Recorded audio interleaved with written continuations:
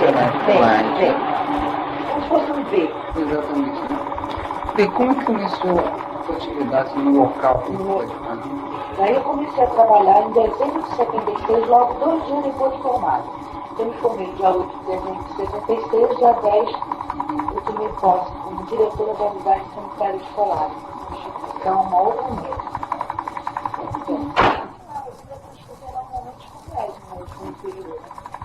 As coisas conquistaram a vitória, aquelas brigas, doemos bem cedo. Quando chegou setembro, depois da Semana da Pátria, me lembro bem pelo seguinte, porque houve o desfile, eu estava lá, a cidade era normal, estava aquelas suas crendices mesmo de pescador, cidade praiana, cidade praiana, eu morava na beira da praia, com as 3 empregadas, a pretora e a dentista, que são minhas amigas, até hoje. Depois da Semana da Pátria, eu comecei a ser procurada por pessoas na própria unidade que se diziam atacadas por algo que eles chamavam de chupa-chupa. Como é que assim surgiu o batismo, né? Foi lá que surgiu, porque foi o primeiro local que apareceu, foi Valares. Não foi na Vigia, não foi no Mosqueiro, tá? Nem foi em Santo Antônio da Lá, foi lá. Porque ela é a praiana, ela é a cidade praiana, as outras não são mais centrais. Então, aí houve um descrédito da minha parte, sabe? Eu achando que era crendice, que era até problemas assim de bruxaria, que eles acreditassem, tudo bem. Mas aquilo foi se repetindo durante a semana toda, com uma insistência. Um dia vinha um, outro dia vinha outro paciente. E eu, no princípio, eu não me preocupei em examiná-los, só em escutar. Isso é o mal de todo médico recém-formado, né? Ele se forma cheio de vaidade e ele acha que tudo é palhaçada e só a medicina que é real.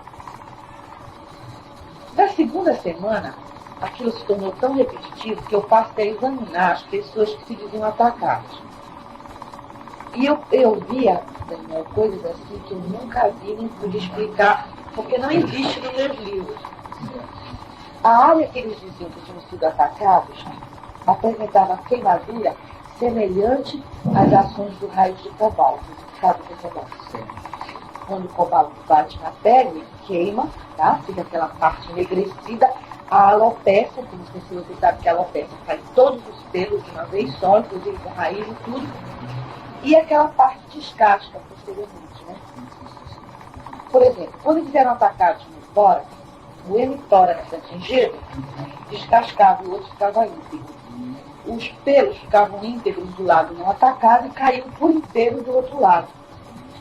E eles sempre me apontavam o local da chupada, que no princípio eu não podia visualizar por causa da pele, que se encontrava enegrecida.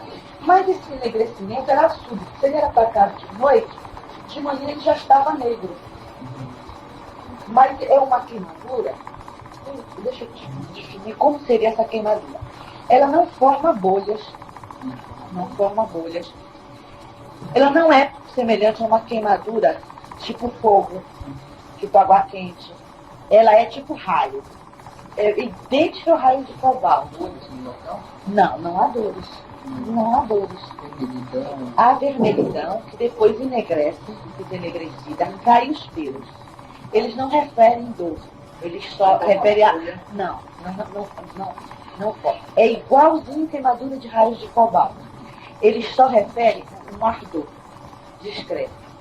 Quando a pele, no segundo ou terceiro dia, começa a cair, a gente vai visualizar os 2 orifícios que eles apontam desde o princípio.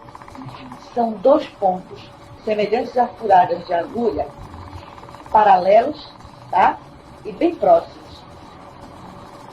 Como se fossem assim, 2 orifícios feitos por um grampeador. Isso que mais me impressionou, porque todos tinham isso, assim, todos, nenhum deixava de ter. E eram homens, geralmente? Homens, mulheres, rapazes, só não crianças. Nunca atendi criança. Aí eu comecei a registrar um relatório, com aquela vontade de mandar e aquele medo de me tornar ridícula. Sabe? De pensarem, poxa, foi pro interior e já ficou cheio de hábitos, né? Quando chegou na terceira semana, a população, que na ilha, na época, na ilha toda, era de 6 mil habitantes, e na sede do município era de 800 habitantes, você vê como era pequenininho. Ela começou a esvaziar. Os ônibus que só faziam uma viagem por dia passaram a fazer 2, 3, porque a procura de passagem era muito grande. A primeira pessoa que fugiu da cidade, por incrível que pareça, foi o delegado. Quando deveria ser o último. Ele atravessou, ele morava perto de mim e disse para mim: olha, doutora, a senhora não vai embora? Eu disse: não. Eu disse: pois eu já vou, porque eu não sei o que é isso. E nem os meus soldados, ele tinha 3 soldados no destacamento dele.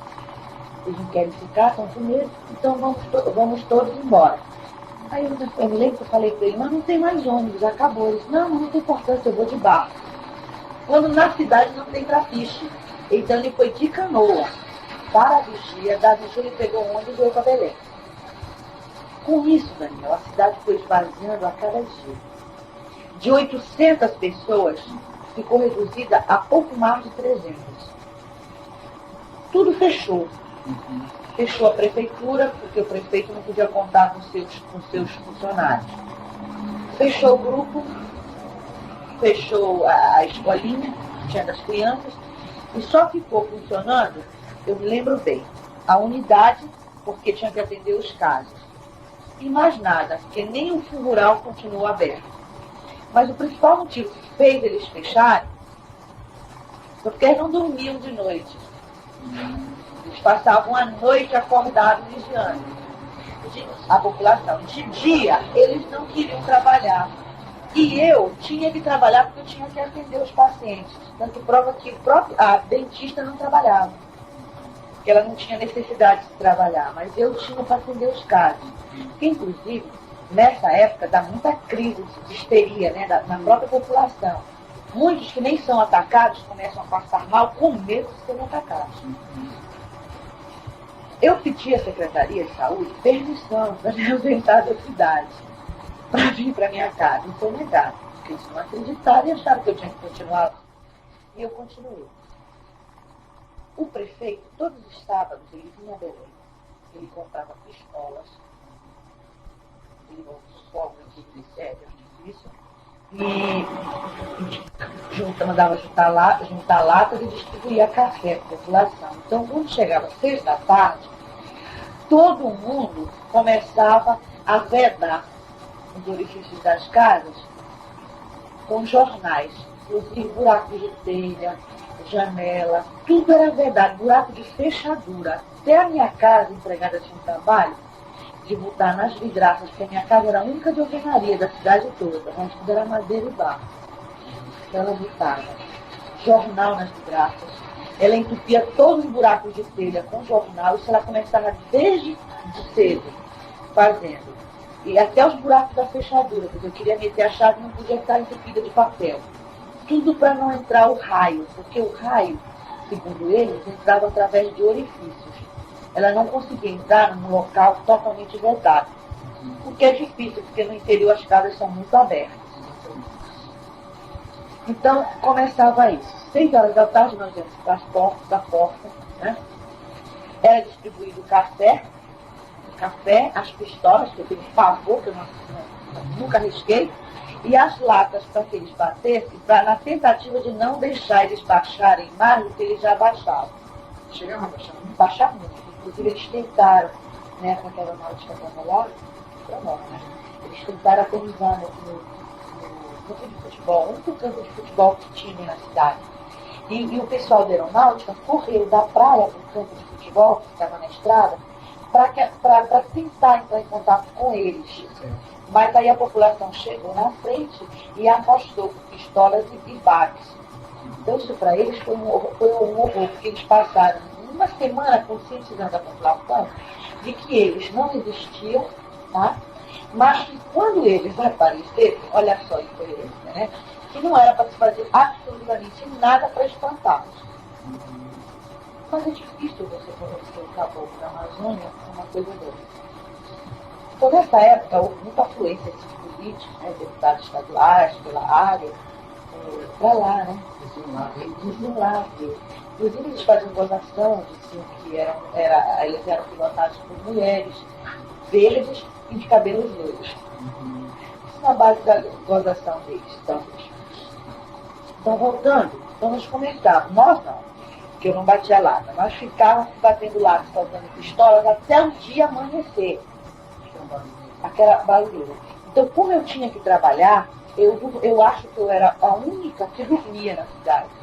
Mas um sono perturbado, porque toda hora era uma pistola, era um baque, eles faziam um revezamento para bater.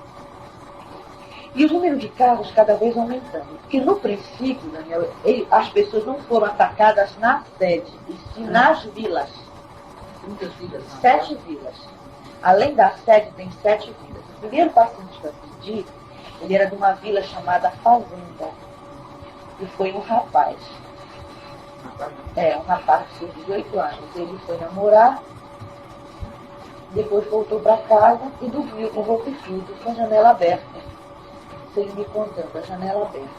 Por volta de umas 2 horas da madrugada, que ele calcula, mas que ele não tinha relógio, ele foi despertado por uma sensação assim de calor, sabe? Ele tentou abrir os olhos e pela janela onde ele tinha dado a rede,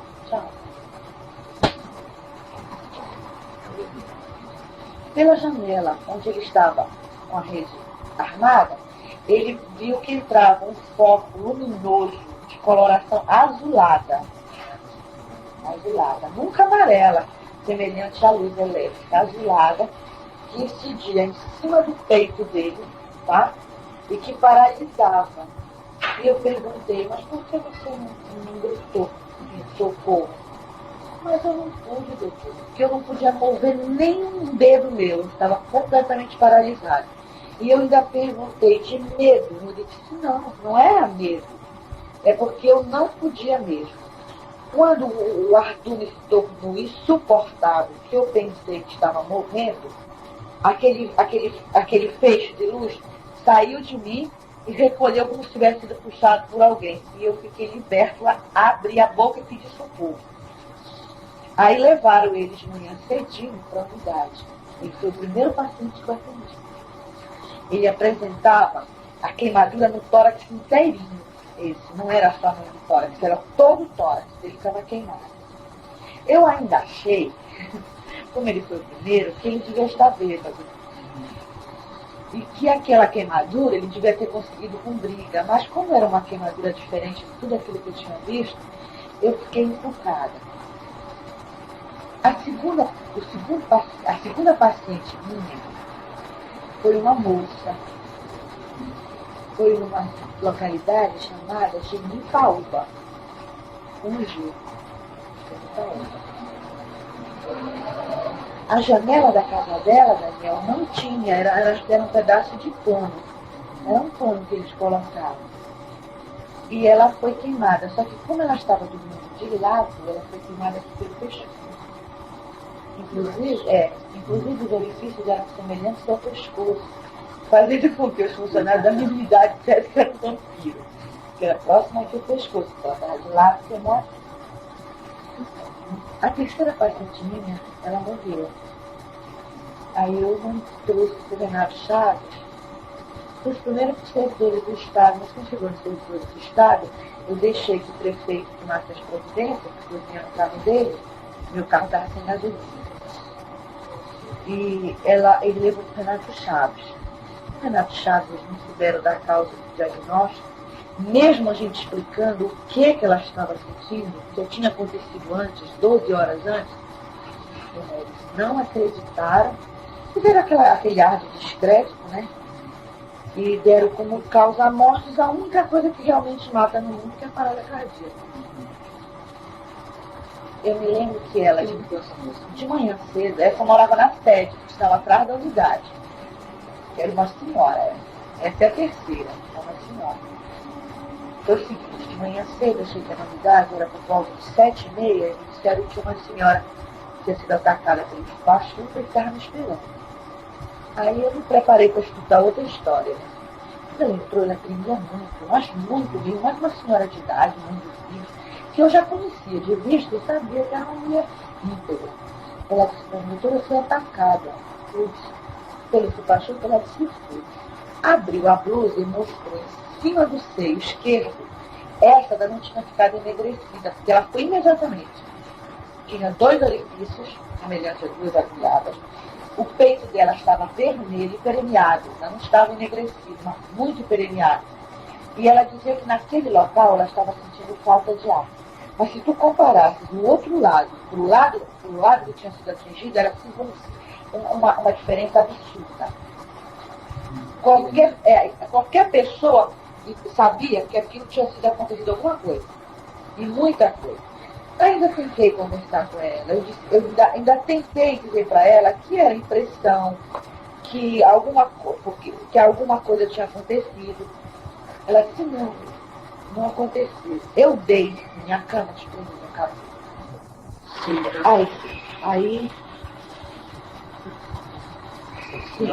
Aí ela foi na unidade e conversei, eu disse que era aquela impressão, que não era verdade, que tinha acontecido alguma coisa. Ainda disse, tentei induzi-la, se fosse algum bicho, se tivesse ferrado, mas não ia ferrar tudo aquilo, aquela área enorme. Aí eu me lembro que eu dei para ela diazepam, 5 miligramas, porque ela tremia muito, porque ela não conseguia levar o copo na boca, de tanto tremer o copo com água. O diazepam é um substante fortíssimo, tá? É controlado. Aí ela disse que ela estava sentindo tontura, muita fraqueza. Um detalhe que eu esqueci de dizer é o seguinte, que todos eles que eram atacados, eles apresentavam fraqueza e no hemograma eles apresentavam anemia, diminuição de hemácias. Eles ficavam repetindo tanto tempo que eles estavam com fraqueza, eu pedi ao laboratório que fizesse o hemograma deles. Agora, veja bem, o tipo de anemia deles era diminuição de hemácias e não baixa de hemoglobina. Não era a hemácia que desflorava, ela diminuía de número. Você entendeu? Tem 2 tipos de anemia, né? Ela não descorava, ela diminuía de número. Todos eles insistiam nisso, eles sentiam tontura e fraqueza, uma astenia enorme. E gente sempre me pediu para tomar soro. Alguns eu atendia, mas eu só tinha 2 leitos na unidade. E ela me disse que ela estava sentindo muita tontura, muita fraqueza e que não estava mais conseguindo andar. Que quando ela se levantou para se despedir de mim, ela disse para mim, eu acho que eu não vou conseguir andar. E ela veio andando. Aí eu conversei com ela, tudo, dei o calmante, aí eu pedi para um funcionário levar em casa. Aí isso já era por volta de 10 horas da manhã. Aí atendi mais 1 ou 2 que tinham sido atacados pelas outras localidades, Cariri, lá Pulo da Laura também, que tinha. Quando deu assim, 3 horas da tarde, eu estava em casa, a amiga dela mandou me chamar. Aí ela estava com rigidez de nuca, ela estava com um quadro semelhante de uma meningite. Só que ela não apresentava febre, não apresentava vômito. Ela só estava rigidez total, inclusive de nuca. Nenhum membro dela dobrava. Nada. A respiração bem ofegante e completamente em coma. Em coma total. Não era parcial não, porque ela não apresentava um reflexo. Aí eu tentei trazer ela no meu carro, mas aí, como não tinha gasolina, tinha pouca gasolina, não dava para ir para Belém, e ela estava dura, não dava para dobrar, eu chamei o prefeito e ele trouxe. Só que também, pelo carro dele ser um Fusca, ela veio deitada com as pernas do lado de fora, porque nós não conseguimos dobrar as pernas. Essa foi o óbito. E aqui, ninguém sabe, ninguém viu a batata. Quando que é? Ainda em setembro. Outubro é que chegaram o pessoal da aeronáutica.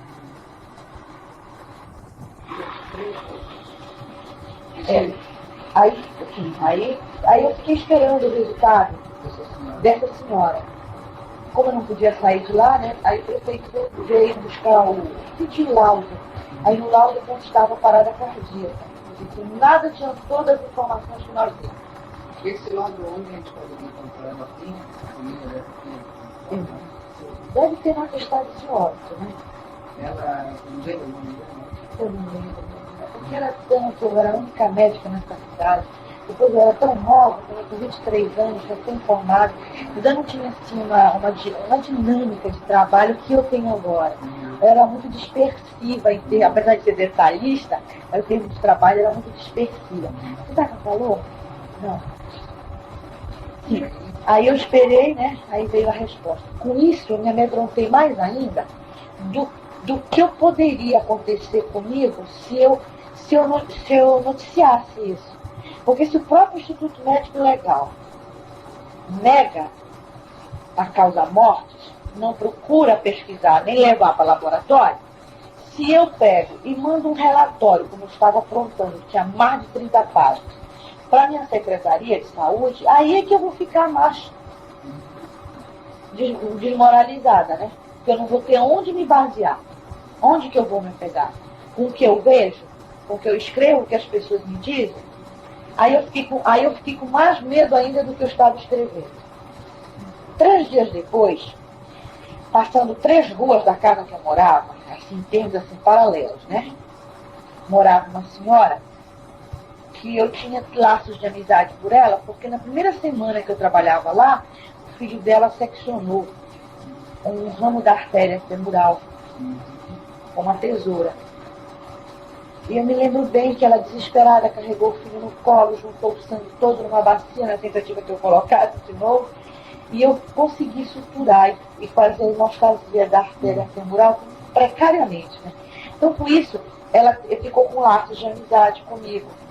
E a filha dela mais velha me foi dada como empregada, servir como doméstica, na casa da minha irmã aqui em Belém. Então, ela era uma pessoa normal, costureira, por sinal, costurava, bordava, tudo, nova. Só que tinha o mau hábito de tricotar durante a noite, que a luz ia embora. Um detalhe que eu esqueci de dizer, que a luz chegava às 6 e ia embora às 9. Olha o dia. Então ela tricotava com lamparina. Nesse dia teve festa, era um sábado, teve festa. E os filhos maiores foram para a festa e ela ficou tricotando, esperando por eles, com a porta da cozinha aberta. Extremamente católica, não acreditava em chupa-chupa. Quando foi por volta, assim, 2 horas da madrugada, eles mandaram me chamar, que ela tinha tido uma crise. E eu fui, morrendo de medo, mas eu fui. Cheguei lá, ela estava. Você sabe o que é pitear? Pitear? Sim. Não. Pitear é um termo que a gente, um termo médico que a gente usa quando as pessoas entram em distonia neurovegetativa. A rigidez, tá? O globo ocular revira, atrismo, sabe? E que isso acontece geralmente com grandes sustos, grandes contrariedades ou grandes traumas em pessoas não preparadas psicologicamente. Cheguei, ela estava assim. Aí ela me contou. Assim, aí eu bati, que a gente tem que bater, né? A gente não pode ter remédio, tem que bater mesmo, focar para a pessoa poder voltar. É uma doença quase que semi-mental. Quando ela voltou, ela disse para mim, doutora, minha acuda, que o chupa-chupa me queimou. Incrível, na testa, onde eu nunca tinha visto. Ela estava tricotando com a porta da cozinha aberta, o raio entrou e ela ficou paralisada, inclusive queimou o crochê dela. E sabe assim, não era crochê, era sabe o que é fio de ráfia? É um fio que é diferente do pano do crochê, é semiplástico. Lembra que a gente faz sacola? É ráfia. Olha, ele chama um escolho, ficou torto. Só não pegou o metal, né? A agulha não queimou. Ela apresentava queimadura aqui na testa. Na testa. Aí ela me contou, me acuda, me leve para o hospital que eu vou morrer. Vou morrer do coração. Quer dizer, ela ficou impressionada porque a outra já tinha morrido do coração, né? Então ela achou que ela também ia morrer. Aí eu conversei com ela, tá? Passei álcool. Aí eu disse pra ela, de manhã você vai para a unidade, eu tô ficando fraca, até a voz vai ficando mais fraca. Amanhã eu te aplico o soro, tudo bem, fica quietinho. Acontece que, aí eu vim embora, tá? Fiquei impressionada por causa do crochê.